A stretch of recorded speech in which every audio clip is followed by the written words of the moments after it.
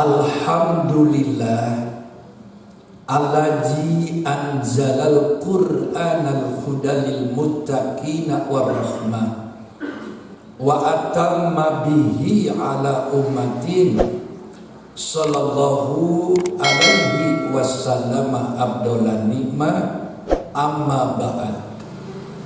Faqala Allahu ta'ala fil Qur'anil Karim a'udzu billahi samiil alimi minasy syaithanir rajim.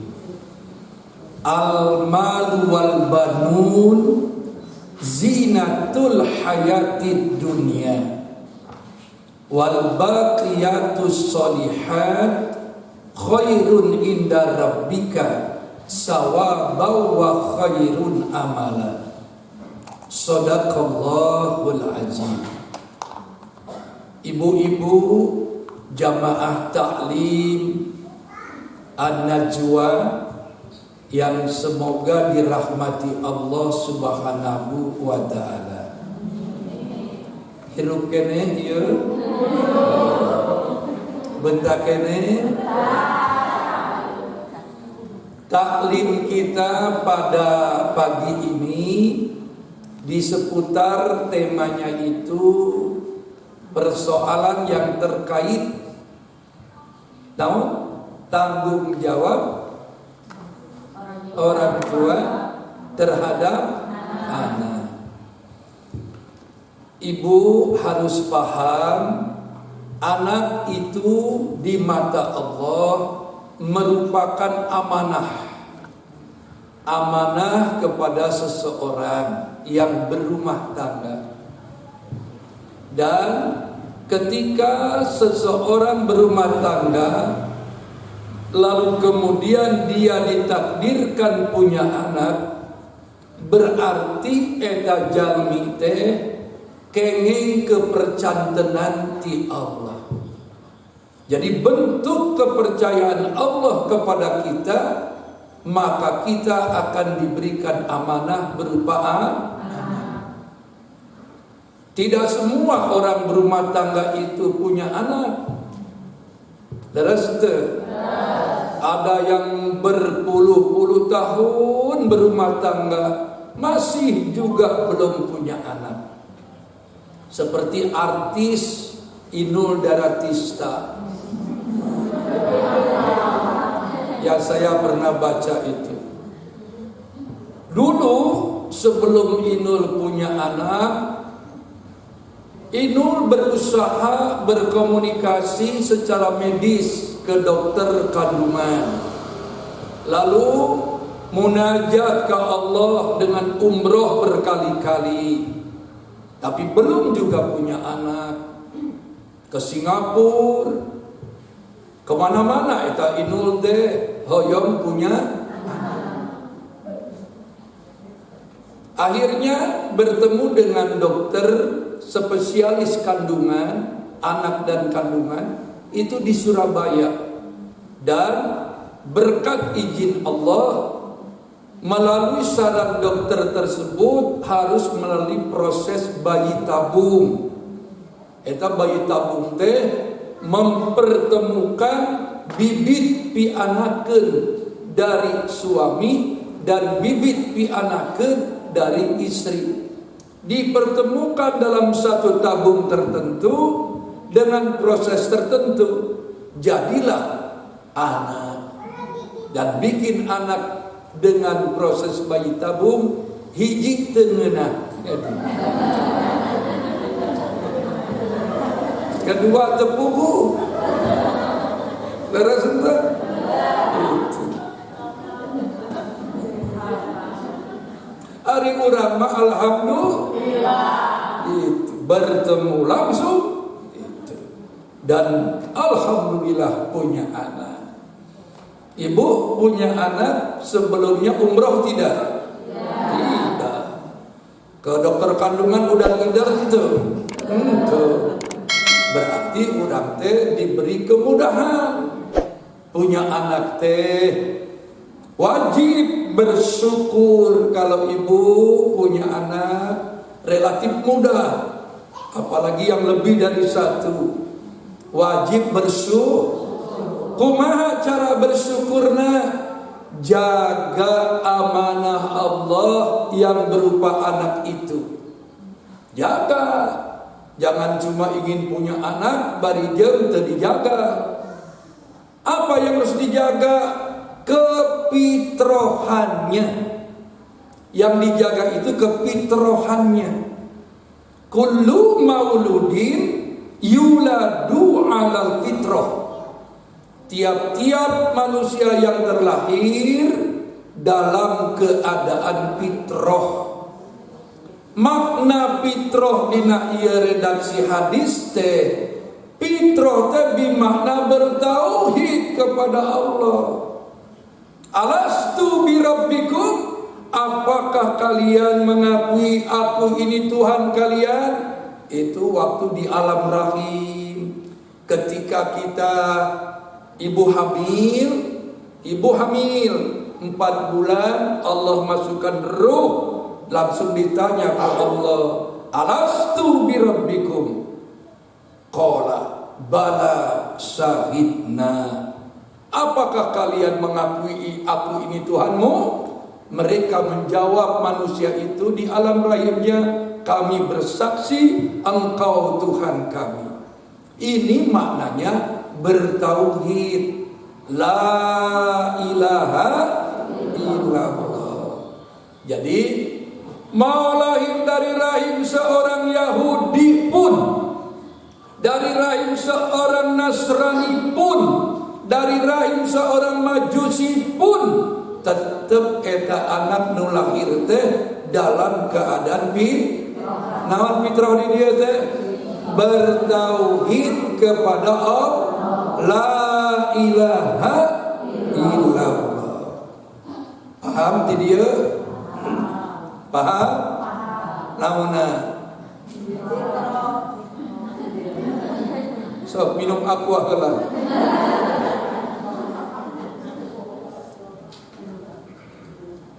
Tidak ada istilah anak jadah. Tidak ada istilah anak haram. Mentang-mentang dari hasil zina anak jadah. Islam tidak mengenal anak jadah. Islam tidak mengenal anak haram, walaupun prosesnya haram.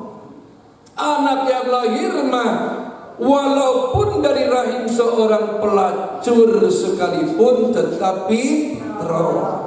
Itu ibu, jangan mudah berkata anak jadah ya mah.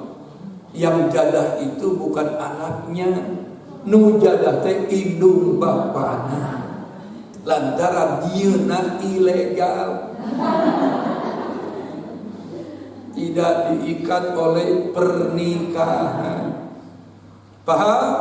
Paham we garagancang.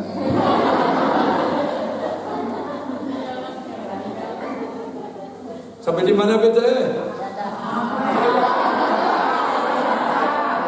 Nah, sekarang ibu harus tahu juga bagaimana cara mensyukuri anak merupakan amanah dari Allah itu. Jaga kefitrahannya. Tetapi dalam prakteknya Nabi tegaskan, fa'abawahu yuhawidani au yunasironi au yumajisani. Di tangan ibu bapaknya, anak yang lahir dalam keadaan fitrah ini berpeluang menjadi Yahudi, menjadi Nasrani, menjadi Majusi. Jadi cuma 3 tuh, Yahudi, Nasrani, Majusi. Yahudi di Indonesia tidak ada agamanya, tapi karakter Yahudi di Indonesia loba. Yang beragama Yahudi di Indonesia tidak ada, apalagi secara legalitas hukum tidak ada. Nganu kalakuan siga Yahudi seueur, indungna hajah, bapana haji, kalakuan siga Yahudi. Awewe anakna kamana-mana make kolor Yahudi. Jadi kalau ada perempuan ke mall pakai kolor pink-pink di tembok-tembok Yahudi. Dabi mah gitu. Lamun ker di mall ceramah aya nu make kolor Yahudi. Bari dipelong seutik.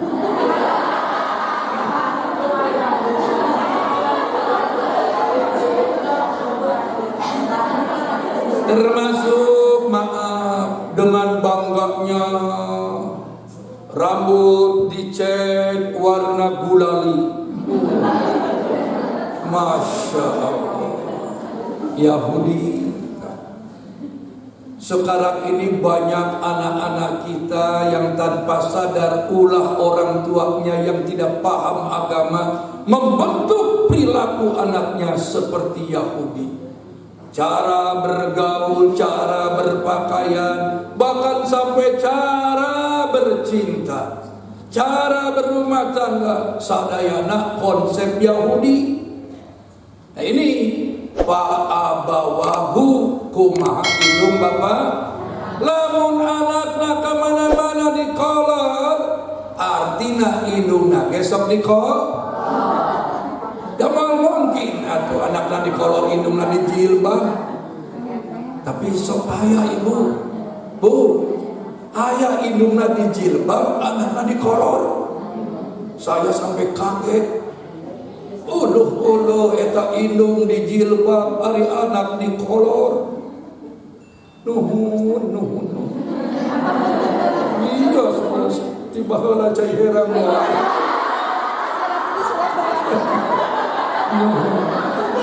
Iya, pilih hanya warna nusanes. Genap serius nuhun. Abdi teh ceramah dugikeun peurah di mana-mana, unggal disuguhan heran deui heran. Padahal ustaz ge cai jeruk teh beuki.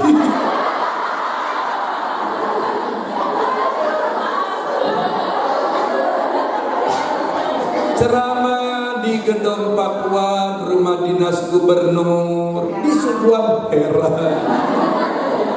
Di mana-mana heran. Cenah alasan mah Ustaz cai heran teh sehat. Sumuhun cai heran teh sehat. Mung cai jeruk maleuwi sehat.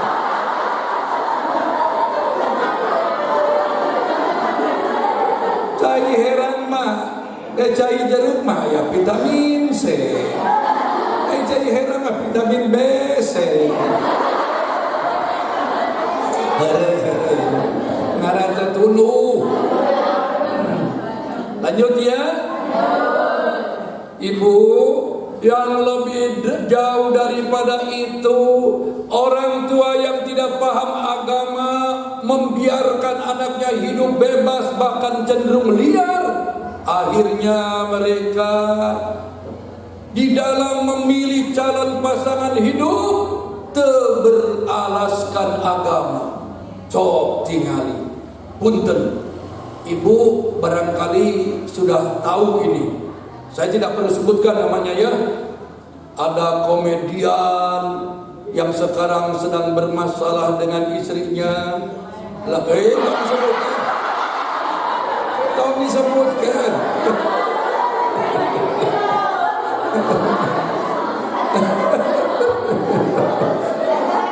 Abdi matara lalajo itu infotainment tara ngintip seperti itu pun kalau ada waktu, tapi alhamdulillah waktu na aya wae.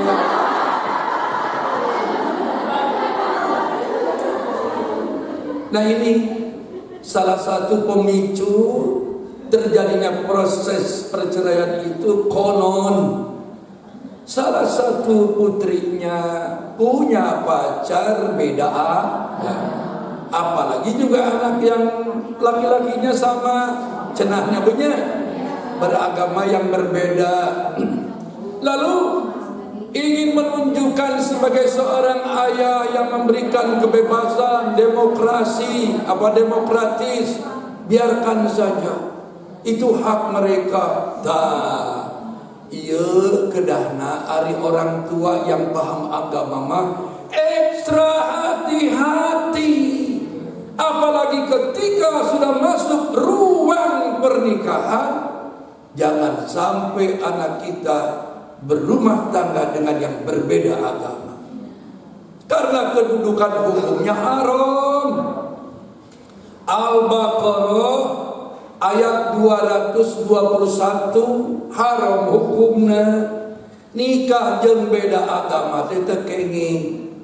Wala tankihul musyrikati hatta yu'min wala amatun mu'minatun khairan min musyrikatin walau a'jabatkum al-ayat. Kade ibu, laki-laki muslim, laki-laki beriman teu kenging nikah jeung orang di luar Islam. Musyrik, perempuan musyrik teh perempuan di luar Islam. Agama yang Allah turunkan ke alam dunia cuma satu. Apa? Al-Islam. Mulai dari Nabi Nuh sampai Nabi Muhammad menghiji agama mah Islam. Intisari ajaran Islam, la ilaha illallah. Tidak boleh menyembah selain Allah. Takieu itu. Hati-hatinya. Ketika orang tua tidak paham agama, membiarkan anak memilih pilihan hidupnya sendiri, walaupun berbeda agama, yang terjadi adalah murtad. Murtad keluar dari Islam. Misalnya anak laki-laki muslim nikah dengan perempuan Hindu, jebret menikah, maka si anak lelaki ieu murtad. Bapana indungna doraka. Sarua jeung nyuntrungkeun. Apa itu Indonesianya nyuntrungkeun? Menjerumuskan. Tapi ngeunaheun bahasa Sunda. Disuntrungkeun. Allahu Akbar. Ke jurang neraka. Ulaika yad'una ilan nar. Ta eta ayatna.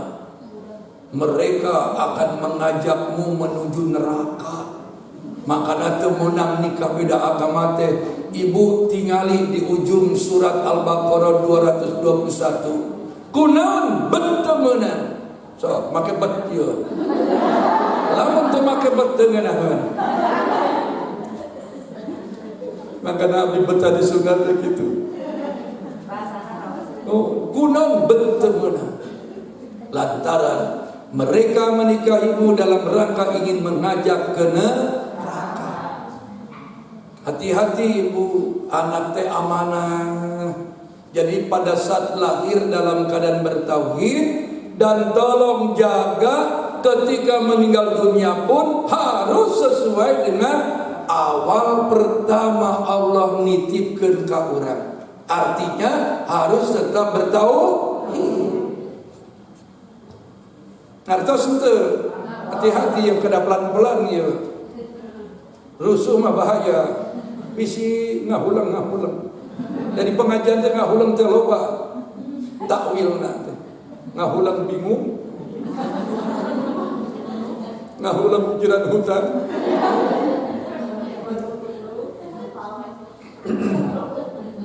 Sampai di mana itu? Allahu Akbar. Saya beri ilustrasi. Ibu dipercaya oleh tetangga sebelah rumah ibu.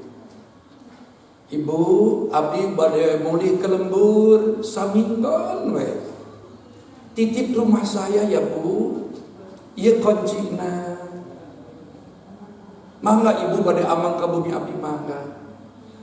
Silakan ibu nikmati apa yang ada di rumah saya, tapi tetap dalam kondisi yang rapi. Nah, seminggu kemudian tetangga yang menitipkan rumah kepada ibu pulang. Ditinggali rumah nate acak-acakan. Ambek ente eta tetangga. Begitupun Allah. Allah akan marah Ketika Allah titipkan anak kita kepada kita, ini anaknya milik Allah, dititipkan ke Allah. Dititipkan ke murah. Punten. Canda.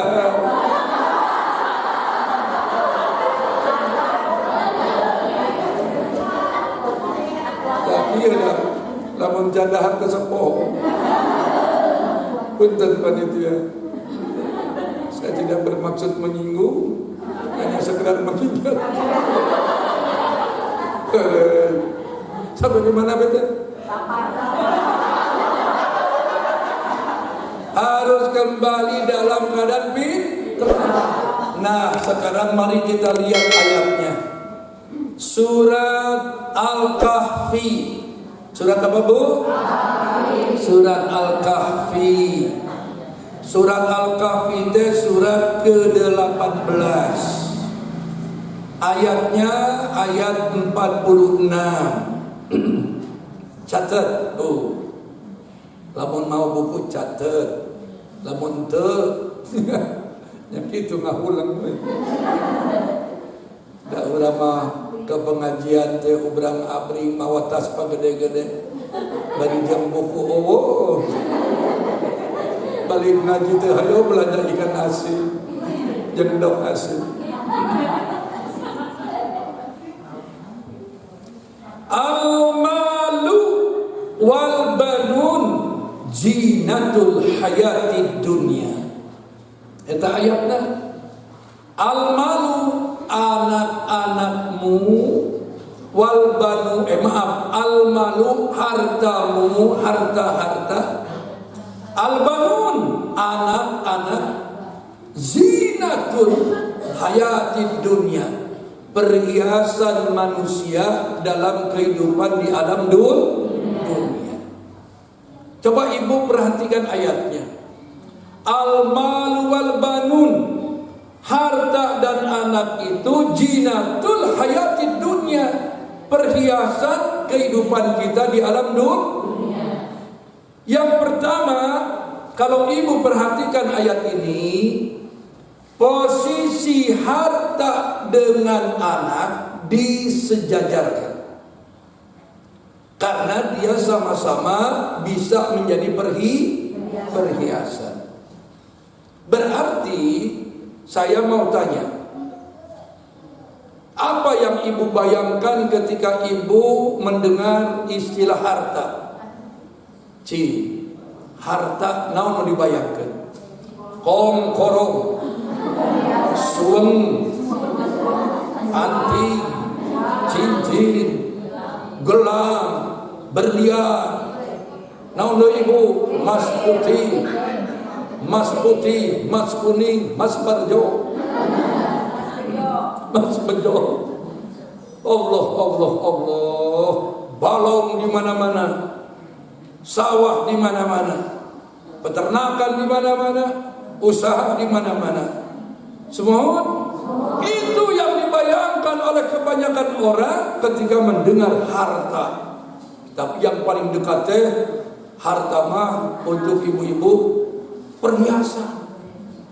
Kalau mau bicara harta berlian sakotak gede. Upami ibu punya perhiasan satu kotak, maka kotaknya akan dipilih yang kuat, kokoh, dan sulit dibuka. Terbuat dari baja, make nomor kode, digembok. Terus si kotak berlian digembok. Di dalamnya ada komporong, ada suweng, segala rupa cahaya. Itu bahasa Sunda, komporong.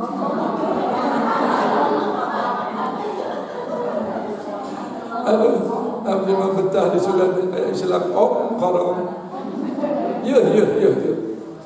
Si kotak tetos digembok, disimpan di jero lemari, di laci lemari, disimpan di laci lemari, nah digembok. Si laci lemari aya di jero lemari na digembok.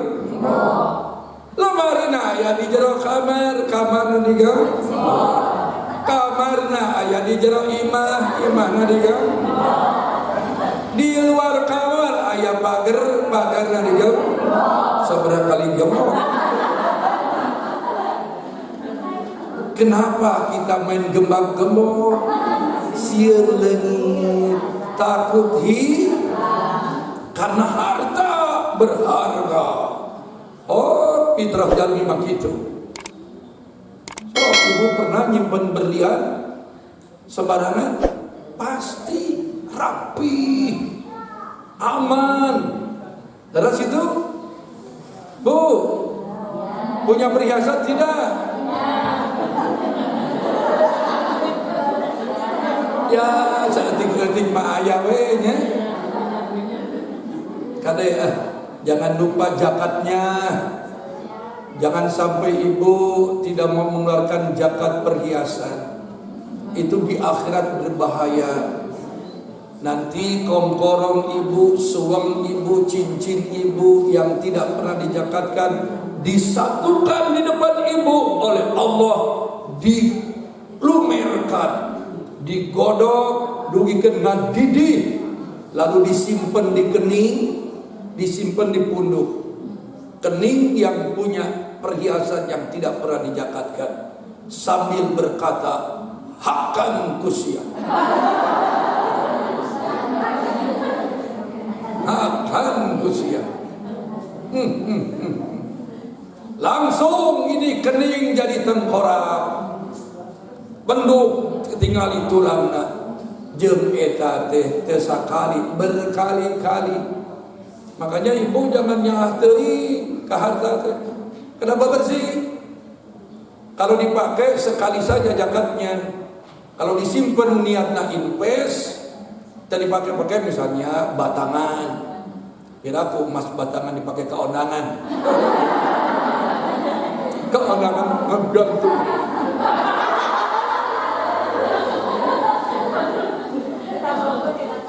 Eta mah lain jelema salut ningali jelema beunghar ka ondangan ngagantung. Eta emas batangan dari gantung di mabeuh siga muni. Kalau niat invest seperti emas batangan harus dijakatkan setiap tahun. Tapi kalau dipakai walaupun ka ondangan setahun 2 kali 3 kali, insya Allah cukup sekali saja zakatnya. Ya Bu, lamun ibu make gelang geus disimpen gelangna ateul berarti can zakat. Mohon eta teh ku Allah diateulkeun. Dan di akhirat malin ateul deui ngeri. Sampai di mana itu? Harta. Kuring teu ngabahas bab ateul. Kenapa ngaji sampai di ateul? Mentang-mentang ngaji nanti ci ateul. Allahu Akbar. Ya, ibu, bapak nanti ayah. Iya malain bapak. Piik, cuma piik.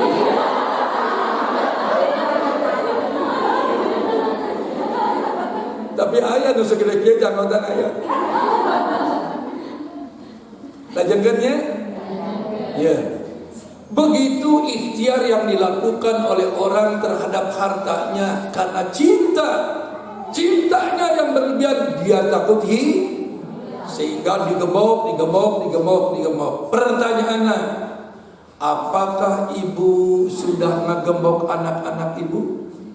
Ini yang jadi pertanyaan. Ari berlian digembok, ari budak diabur. Leres teu? Gembok budak teh gembok kunaon? Ku ilmu agama. Gembok ku iman, gembok ku akidah. Itu maksudna supados minimal ya anak urang teh kedah bertauhid mautna.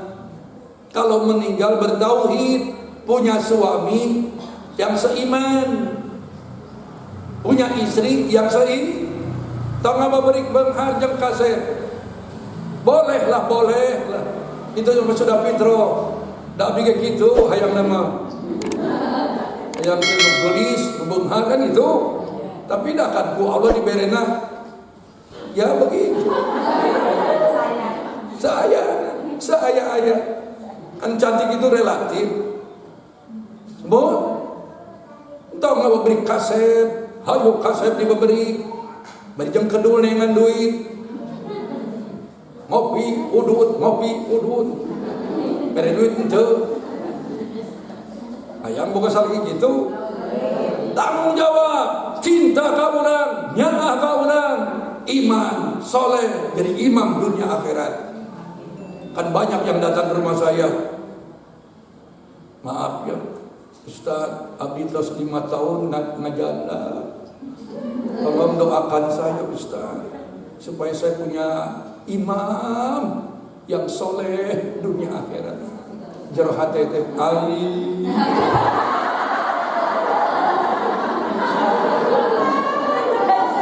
Ai kita teh ai.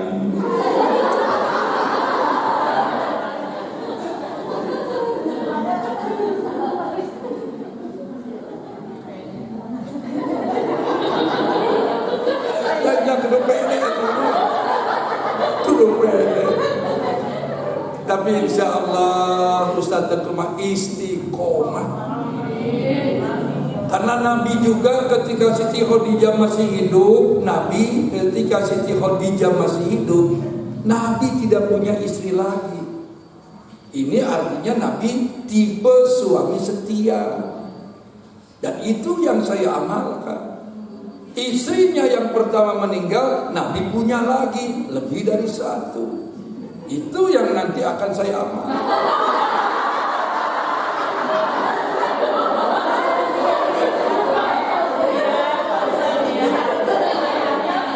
Kan kalau mau bicara sunnah poligami tidak boleh istri pertama masih hidup nikah lagi, sunnah Nabi nikah lagi. Malain sunnah Nabi, sunnah nafsu Coba tinggali ibu di sejarah. Siti Khadijah masih hidup, Nabi tidak mencari lagi, tetap istiqomah. Siti Khadijah dikerja.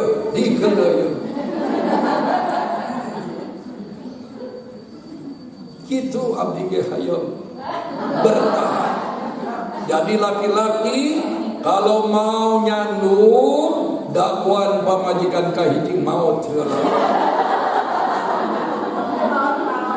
Kumaha Ustaz lamun pamajikan kahiji hirup wae. Ya bersyukur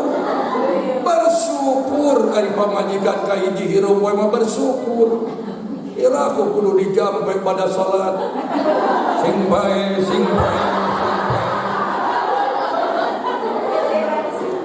Eta mah lalaki nurus tunyo.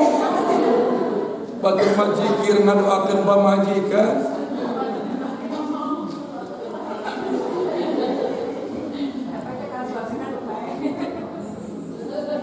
Bae lamun salaki nganu paut mah beda urusanana, beda dongengna. Kalau seorang perempuan ditinggal mati suami, kata Nabi nih ibu, jika wanita ditinggal mati suami, sebaiknya dia urus anak-anak yatim dari suaminya itu, sampai dia besarkan, dia didik, sampai dia nikahkan. Maka dia di akhirat nanti kal kahatain, bersamaku seperti 2 jari ini. Karena perempuan yang ditinggal mati suami lebih memilih membesarkan, mendidik, bahkan sampai menikahkan anak-anaknya. Dia adalah mujahidah, seorang mujahidah perempuan itu. Tapi bukan berarti ibu kalau suami ibu meninggal ibu tidak boleh nikah lagi. Boleh kalau ada peminat.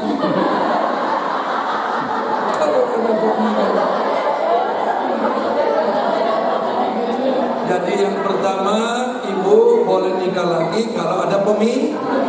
Kedua, nilai jualnya masih bagus.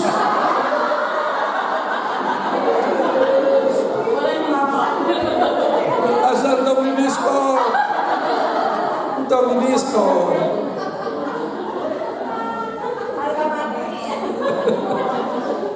Nah, hadirin hadirat yang dirahmati Allah.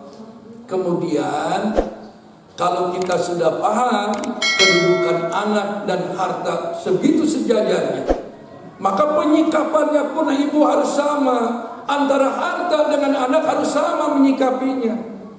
Harta membahagiakan, terus dijaga baik oleh ibu, anak-anak pun harus bisa membahagiakan ibu. Anak-anak pun harus dijaga oleh ibu.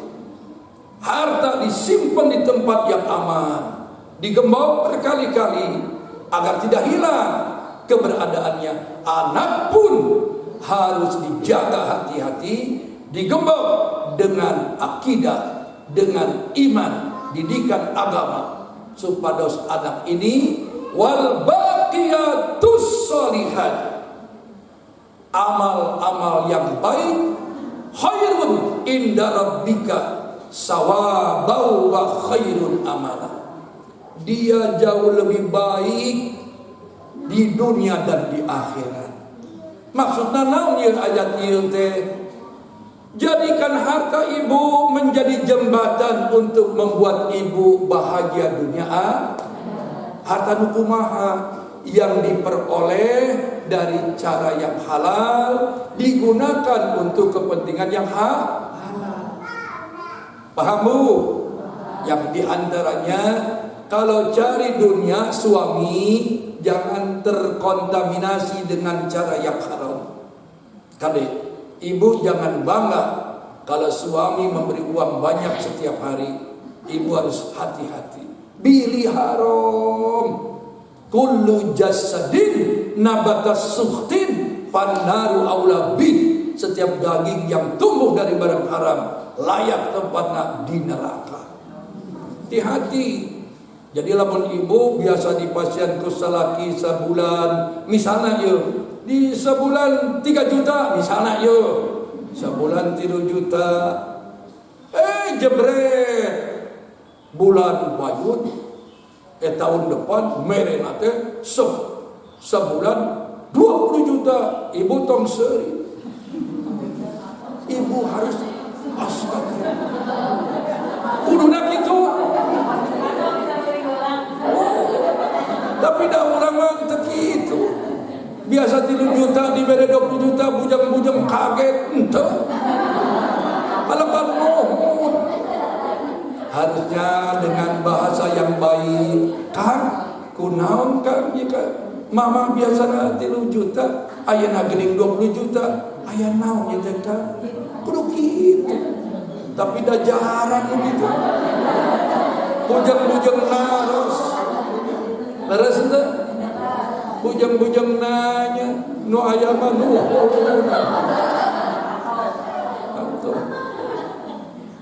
Jadi caranya hati-hati suami ya. Dan kita ini kan mencari dunia bukan ukuran besarannya, tapi keberkahan. Kernaun loba barjeng teu barokah. Ciri harta nu teu barokah mah hoream digunakeun ke kepentingan ibadah. Mobil 5, rumah 2 lantai, luas tanah 2000 meter. Tapi mengaku Islam tidak pernah mengeluarkan zakat. Diminta sumbangan ke masjid, nutup pintu. Setiap Idul Kurban dalam masjid baik kurban. Tuh. Eta teu barokah. Ciri harta barokah membawa anak teh hayang sedekah, ingin memberikan yang terbaik, melakukan yang baik. Pernah jam ustaz di rumah makan pasti dipambayar ke. Eta ciri harta barokah. Jadi lamun ibu sedang di rumah makan ketemu saya lompat teu barokah katakan. Nu barokah pasti nanya, Ustaz, dia suka abdi eta barokah. Tapi rata-rata gitu. Semua. Apalagi kalau saya makan di rumah makan sambal hejo yang di Jalan Sunda ke kiri teh naon itu? Yang begitulah. Jalan Sunda ke kiri ada rumah sambal hejo. Itu saya pernah pulang khutbah Jumat dari PLN Cikapundung, saya mampir ke situ, belebok. Ada yang datang. Wah, perlente laki-laki. Assalamualaikum Kiai. Waalaikumsalam warahmatullahi. Emut kene ka abdi Kiai. Emut. Kudu itu. Wah, di pasar ilmu. Siapa saja yang bertanya begitu, emut kene ka abdi, jawab emut. Bari mikir. Emut. Padahal saya terlalu banyak jamaah. Emut. Dia secara psikologis merasa bangga, merasa bahagia. Damang Kiai, damang. Calik payungan. Bari pikiran gitu. Pancing, kurang pancing. Aina lagi masih di situ kan? Mohon. Padahal mah mancing. Ini itu. Padahal orang-orang dipamayarkeun jeung dipambungkuskeun. Sok lamun urang ditanya nyebut keneh ke abdi sah. Di mana? Lila. Urang dahar ka kamu, hayu mikir teu pada rubuh. Manehna teu membayar. Lantaran kena hati manehna. Tapi kalau dia emut. Itu baru senyum emut. Itu. Alhamdulillah barokah. Lanjut. Nah, sekarang bagaimana anak ini supaya menjadi wal baqiyatus salihatu khairun inda rabbika sawaban wa khairun amala, supaya menjadi baik, jadi pengharapan dunia akhirat. Oh, ternyata anak ini harus bisa menjadi anak yang soleh atau anak yang soleh.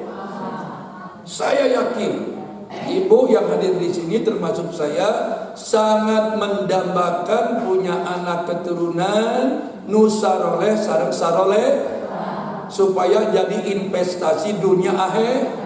Di dunia membahagiakan, di akhirat juga membahagiakan.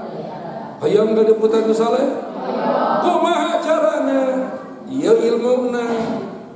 Kaden tong hoyong-hoyong ilmuna teu boga. Pan urang ngalobana pengajian teh ibu-ibu mah paling jago teh uman amin. Di mana-mana eta pengajian. Ceramah di Cicalengka gitu. Amin. Boleh amin, tapi kudu tahu ilmunya. Ikhtiar. Supados harta kita membahagiakan di dunia, membahagiakan di akhirat. Anak kita membahagiakan di dunia, membahagiakan di akhirat. Harta yang bisa membahagiakan dunia akhirat, cara perolehannya halal, penggunaannya pun sesuai dengan syariat. Entah dikekepan wae. Mumpung hidup banyak sedekah. Tadi ku Ustaz sampaikan, orang yang ketika menghadapi azal lalu dia tidak siap mati, minta tambahan hidup. Untuk apa? Fa'asaddaqo wa akum minas sholihin. Ingin sedekah dan beramal saleh. Jadi sedekah mah teu ngadaguan keur sakaran. Ayeuna keur hirup. Terus Bu. Sedekah ti ayeuna minimal ku senyum. Kasalaki senyum ke suami teh. Waduh, pahalana gede ibu, murah meriah. Makanya saya mah lebih dari senyum ke pamajikan teh. Stok tanya pamajikan abdi.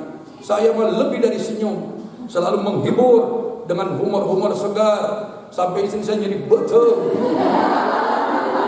Pada dia mah ngabodor teh di depan jamaah wae. Pamajikan dia kudu menang, bahagia ngabodor salaki itu.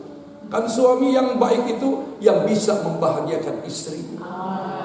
Murah meriah, ngabodor hareupeuh. Abdi mah senyum, selain senyum cium. Eta yang dilakukan Nabi mah resep heureuy ka pamajikan. Jeung nyiuman terus. Saya mau ceramah ke sini nyium heula. Neng akan bade ka An-Nur Ciatel cekuk.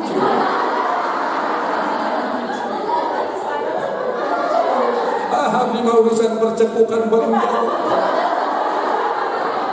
Ngomong hirup pamajikan dan cium. Jangan menunggu mencium istri sudah jadi mayit. Satu, lamun pamajikan geus maot dicium hiji teu meunah. Kadua tiis, katilu teu ngabalas. Kabayangnya lamun aya mayit ngabalas kabayang teu. Lumpat salaki ka lumpat tulung. Dan ibu kalau dicium suami, tolong kedah nampi, entong ada jaim, nanawana, entong gitu, lamun dicium ku salaki cekuk, balas deh cekuk.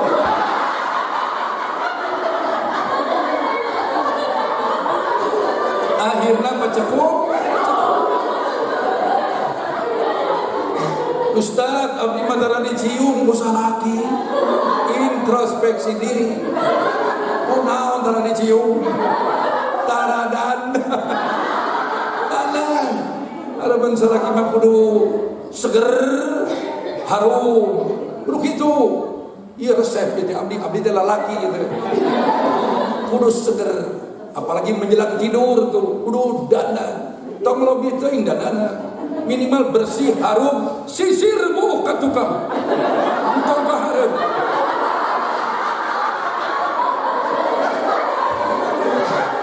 Lamun imun nyisir ka hareup lumpang. Sagelis-gelisna ibu lamun nyisir ka hareup mau katinya. Atuh kan nyisir mah. Pan urang mah kadang-kadang sok menganggap enteng masalah kecil bisa menjadi besar. Tidur rambut dirol, harap dua, jika PDIP.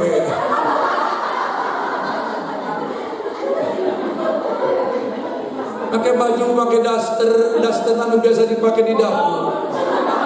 Kenging bawang terasi nempel. Cek salaki aing asa tidur di dapur. Bulu ketek do hasil. Mah tinggal meuli bonteng. Tengah putih ngajak ngaruga. Yang lebih ekstrim lagi sudah tidak dana, geus bau hasil dihadap dituntut. Ayo ngepekok dipletak. Dong pamandikan itilakuan.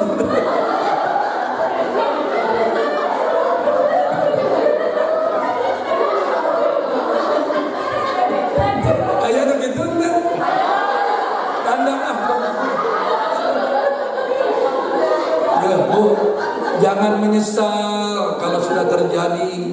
Dan lelaki mah yang jempek teh bahaya.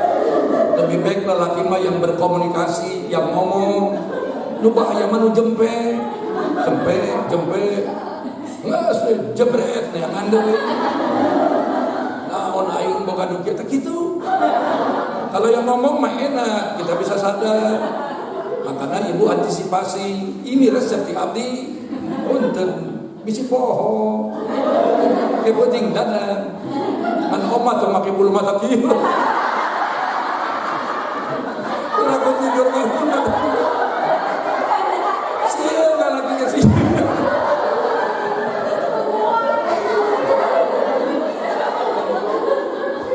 Ya kita lanjut terakhir.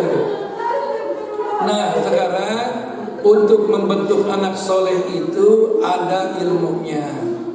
Yang pertama, payuhsin ismuhu, berikan nama yang baik kepada anakmu. Ini dalam rangka proses menuju anak-anak yang soleh. Ku indung bapana di proses nanti awal teh. Setelah lahir ke alam dunia umur 7 hari yang paling ideal, riwayat Imam Ahmad, akikahkan. Tujbahu anhu yaumas sabi'i, hari ke-7 sembelihkan hewan akikahnya. Hari 14-21 riwayat Imam An-Nasa'i boleh, tapi yang paling kuat hari ke-7. Kalau hari ke-40 tidak ada dalil. Hari ke-40 bukan akikah tapi bakekok. Hari yang ditunggu suami, hari bakekok.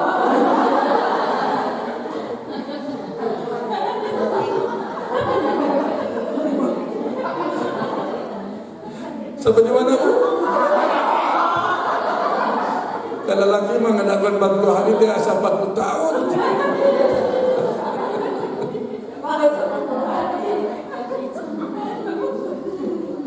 Tiga kegiatan pada hari yang ditetapkan 7, 14, 21. Tiga kegiatan serentak, beri nama yang bagus, kerap rambutnya habis, gunduli, dan sembelih hewan akikahnya. Kalau ada perempuan 1 ekor, anak lelaki 2 ekor. Dagingnya, daging hewan akikah itu tolong berikan ke tetangga, bukan ke yayasan. Karena dalam agama, kenapa prioritas tetangga daging akikah? Satu syiar, publikasi bahwa saya punya anak, jadi dia timbul fitnah. Itu di zaman dulu terbuka itu orang Islam. Sekarang ini zamannya sudah amat berubah. Jadi kalau akikah ingin ringkas, ingin praktis, titip ke tempat yang menyediakan hewan akikah, lalu dikelola oleh pengurusnya. Lalu kata si keluarga yang akikah, mana distribusi nama nyangakut. Nah itu salah.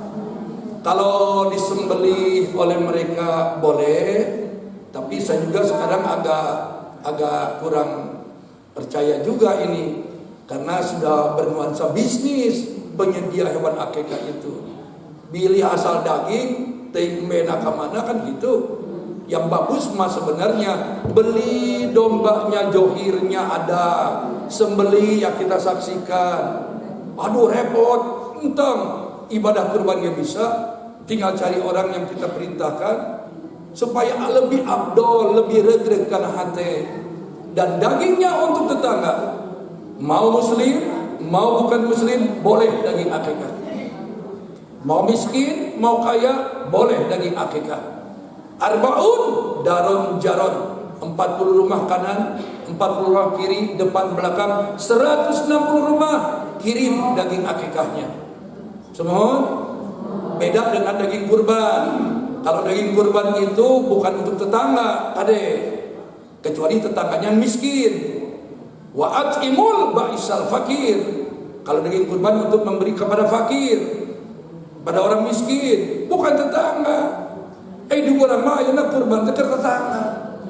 Padahal dia orang mampu, dan yang mampu dikirim daging kurban, atoh we. Padahal kalau dia paham, aduh malu, ini hak orang miskin. Kalau ibu mau daging hewan kurban, insya Allah dapat bagian. Sulusun kasir, sepertiga ibu dapat. Ieu mah geus boga harta, banyak kekayaan, kurban ente, tapi ngarep-ngarep. Dari bere ambek, abdi teh dikirim, hari siara baduy teh kurban. Semua? Yo. Kalau daging akikah itu untuk tetangga prioritas. Kemudian boleh matang, boleh mentah. Tapi kalau ngirim ke ustaz, mentah dan matang. Asakna aya atahna komo. Semua? Di saat akikah publikasikan nama yang kita berikan, proklamirkan, anak ini namanya si fulan. Hati-hati memilih nama. Anak sekarang suka banyak laga, banyak gaya. Nama diambil dari nama-nama Latin, marah keren. Dari zaman itu ngerti. Kata Nabi, innakum tud'auna yaumal qiyamah bi asma'ikum wa bi asma aba'akum fa ahsinu asma'akum. Kamu nanti dipanggil di akhirat dengan namamu dan nama bapakmu. Perbaguslah namamu, jangan memalukan aku di depan Tuhanku. Yang bagaimana ya Rasul nama yang baik? Tanyakan ke ulama. Ulama memberi ukuran Nama yang bagus buat lelaki 3 ukurannya, mengandung pujian Muhammad, Mahmud, Ahmad, Ahmed, Hamid, Hamdan, tapi tidak pakai ATT. Itu nama yang bagus. Tapi orang sudah masuk harusan Mamat, Mehmet, Momot. Yang kedua, nama yang bagus itu ada doa, ada harapan. Muttaqin supaya takwa, solihin supaya soleh, sabirin supaya sabar, solikin supaya jujur. Itu nama yang bagus. Tapi jangan nama bagus kelakuan tercocok. Sahat moksel di masjid, si solihin. Tidak layak solihin moksel, tidak layak. Sahat ambak-ambakan wae, si sabirin. Kalau ada nama sabirin gak ada ambak, cepat ganti jadi ambekin. Sabirin makudu. Orang kalau sudah punya nama sabirin secara psikologis, dia akan jaga emosinya. Arek ambek, aduh aing sabirin ya. Yang ketiga, anak lelaki itu harus ada kecintaan kepada agama. Belakang namanya pakai din, Saifuddin, Komaruddin, Imaduddin, Bahruddin, Jainuddin, Mahmudin. Ujungnya pakai din, asal jangan betadin. Anak nomor 1 betadin, anak nomor 2 konidin. Bapak nak gawe di pabrik obat. Hati-hati. Yang bagus untuk anak perempuan itu pakai Siti. Akhiri pakai Tamar Buto. Perempuan mah Siti Khadijah, Siti Masito, Siti Jubaidah, Siti Fatimah, Siti Marfu'ah, Siti Julaikha. Julaikha yang benar, bukan Julaikha, Julaikha. Siti Nurhalisa, Siti Badriyah, Siti KDIA. Kalau ibu sudah terlanjur namanya tidak pakai Siti, ya sudah. Jangan ceri balik ngaji. Balik ngaji ceri kasalaki. Nah balik ngaji ceri hayang pakai Siti. Yang penting kelakuan. Karena untuk ganti ngaran dari kelakuan anger. Semua bisi nama Tuti pakai Siti jadi tidak enak, Siti Tuti. Saya tidak tahu ini akar kata Tuti dari mana itu. Tapi banyak yang namanya Tuti itu. Kesian yang namanya Tuti, kesian. Dipanggil ibu butut, dipanggil neng tut, dipanggil aja cetut, dipanggil bibi bitut.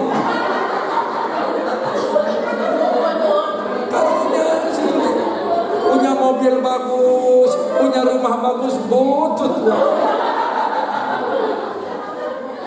Terus hati-hati boga ngarande. Allahu Akbar. Yang kedua, wa'adbahu, berikan didikan adab. Contoh orang tuanya, keteladanan. Di rumah tutur kata perilaku kena teladan ke anak-anak orang. Semua jangan biarkan anak-anak kita tutur katanya kotor.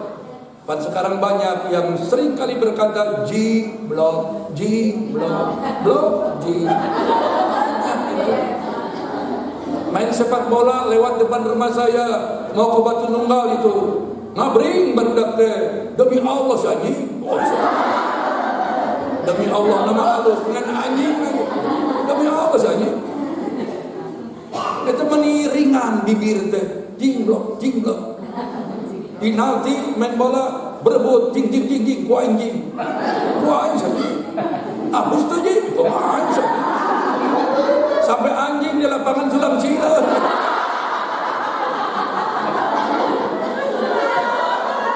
Pas ditajam tak abus, dok saja. Cakap ku anjing saja.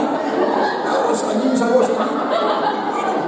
Itu bibir datang RT, siap budak-budak punya anjing saja. Saruan aja RT. Kenapa anak-anak sekarang sudah banyak yang begitu? Kurang contoh dari orang tua. Lebih buruk lagi kurang kontrolin. Dibiarkan bebas anak. Makanya dalam pergaulan begitu sangat membentuk karakter seseorang. Selektif yang tempat tinggal teh, selektif nyakolakeun anak teh. Semohon. Wa yu'allimahul kitaba. Yang ketiga, ajarkan ilmu agama, titipkan ke madrasah. Kalau banyak uang panggil ustaz, panggil ustazah privat. Tapi kudu teliti, hati-hati ya Bu. Sekarang ini kan sedang hancur nih nama baik kiai, nama baik ustaz. Pesantren sudah tidak menjadi jaminan keamanan dan keselamatan.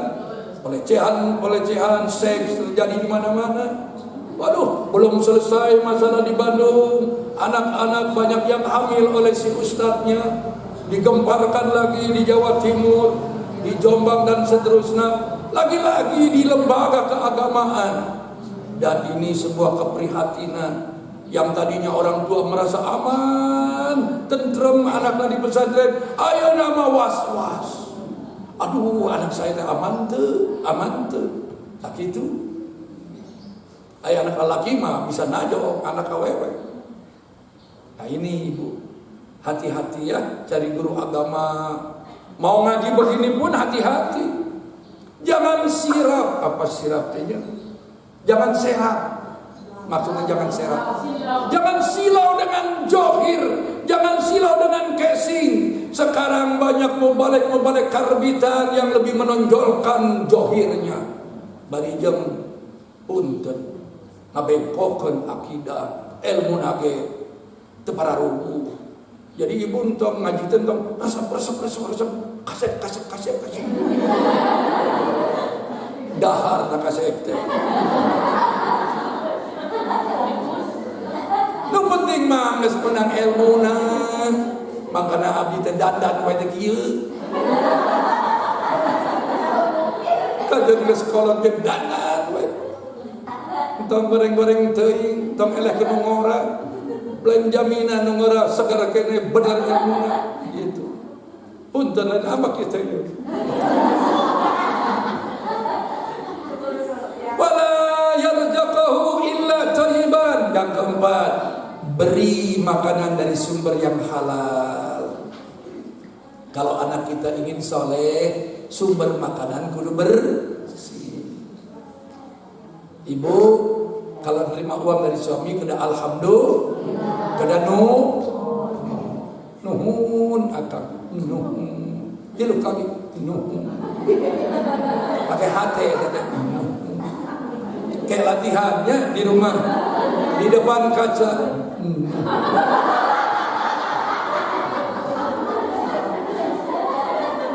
Ustaz 10 tahun anggar 3 juta wae Ustaz istiqomah. Nuhun. Jadi nuhun teh huntur ada rapat nuhun. Bagi Allah nuhun. Sibahah berrimaya, latih berenang, ajarkan memanah. Apa berenang di sini? Lain ngojai wungkul. Pemahamannya, jaga fisik anakmu supaya sehat, penuhi gizi nutrisinya, beri ruang untuk olahraga, ngaragaga budak teh. Orang Islam yang sehat, yang kuat, jauh lebih Allah cintai ketimbang orang Islam yang geringan. Lamun geringan, ibadahnya tidak sempurna. Kenapa tidak ke masjid? Zuhur jadi cangkeh, asar nyeri buntu, maghrib aduh asam urat kamu, subuh darah tinggi, paeh sekali. Biasa kieu heula, abdi capek. Ibu mangga ngasih kita, abdi manggari. Sakieu heula. Barangkali ada yang mau ditanyakan, silakan. Sebelum saya tutup dengan doa, mangga. Silakan. Mangga. Semua. Kami ngalongok kedah enak sesuatu kalau sakit atau nanti kalau melayat harus disunahkan bawa sesuatu. Oh iya, Rasulullah Shallallahu Alaihi Wasallam ketika melayat kepada yang sakit, beliau itu selalu membawa makanan walaupun ala kadarnya. Kadang-kadang kurma, kadang-kadang kismis. Dan ini adalah salah satu cara untuk menghibur yang sakit selain doa.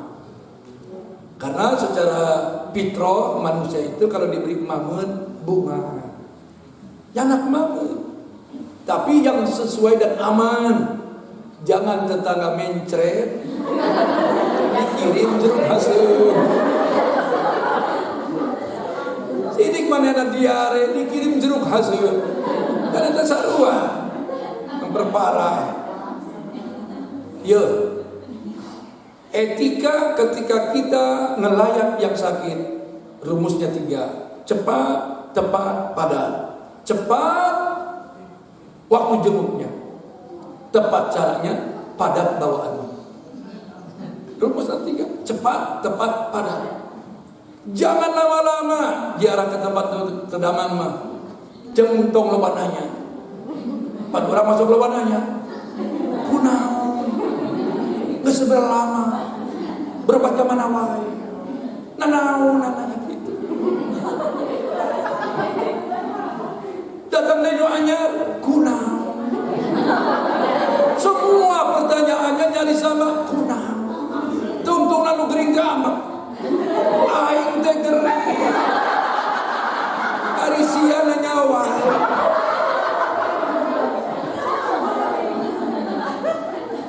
Kalau Nabi itu datang ke yang sakit, memberikan pancaran wajah yang ikut empati dan simpati. Sing sabar, sing tawakal, didoakan sing enggal damai. Dari doa, dipegang salah satu anggota tubuhnya, supados memberi ketenangan. Kalau yang ringan sakitnya tapi bisa bicara, dipegang lengannya. Kalau yang sudah perem bentar, dipegang keningnya. Lamun perem terus, dadakna. Yang boleh megang dada yang sejenis. Kade, tong abang-abang ustaz.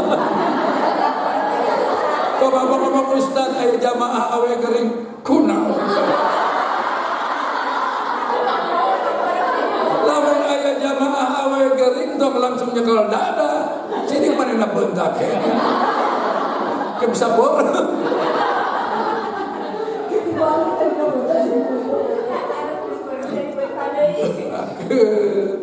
Lagi itu pamit, singkat, tepat, padat.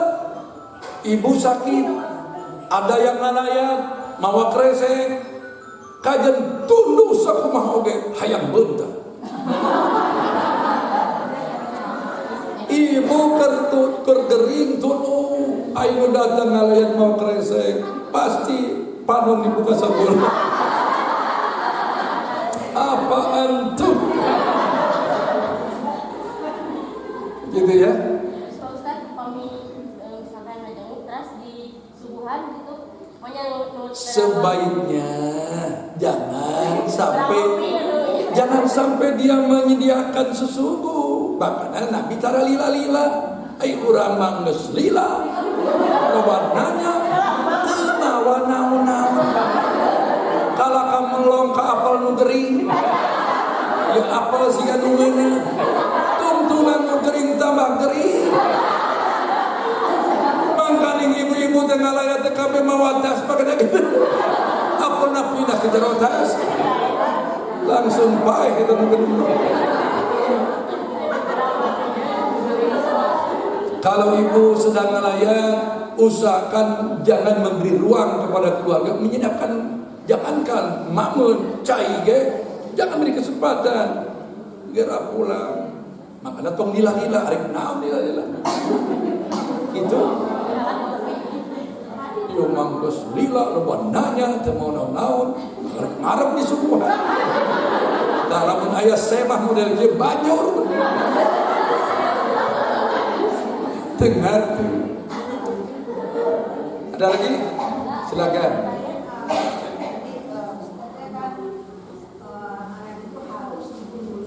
Iya, habis. Ya karena sunnahnya digunduli, dikerok habis. Iya ibu, secara keilmuan, kalau anak selama 9 bulan kakeum kucai di alam rahim, eta teh kotor. Makanya Allah lebih tahu ke orang teh. Merintahkan kepada nabinya, krok, ngara bersih kotor nate. Jangan ada, waduh mangkaning ieu teh alus bukna, hideung gomblok, tidak. Seperti anak artis itu kan ada tuh si Aurel tuh gomblok, berarti tidak akekah itu. Kerap CF nyebutnya. Dan tidak ada, saya belum menemukan sanad hadis yang sahih rambut yang diakekah harus digram, setarakan dengan emas, uangkan, sedekahkan. Saya tidak menemukan sanad yang sahih. Aina bayangkeun, lamun aya rambut yang dikerok dari anak yang diakekkan harus ditimbang, setarakan dengan gram emas dan diuangkan, disedekahkan. Bagaimana kalau ada orang yang melahirkan kemudian anaknya ujuk-ujuk rambutnya kribo, asli kerok 2 kilo. Itu kita yang punya. Iya, Ibu. Ini ada saudara juga pacaran itu sama dengan orang Kristen. Ibunya itu sudah melarang jangan menikah itu sama. Akhirnya tetap anak itu menikah. Jadi pas waktu